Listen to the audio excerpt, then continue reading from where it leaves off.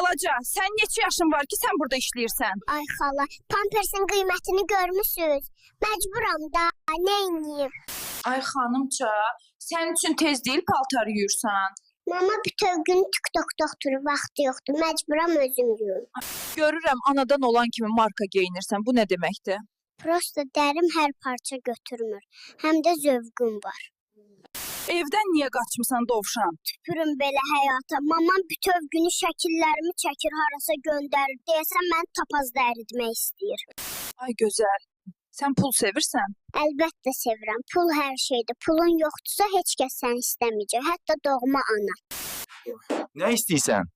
Bura bir dənə çay, ləbləbi və qalyan təşkil edə bilərsən. Niyə keyfin yoxdur? Xardan olsun, arvad almaq istəyirəm, atam qoymur. Deyir, əvvəlcə ged özünə şalvar al, sonra arvad alarsan. Balaca, sənin üçün tez deyil burada işləyirsən. Bağçaya növbə əlindən yaxın durmaq olmur. Məcburam orada yer tapana kimi burada sürücü işləyir.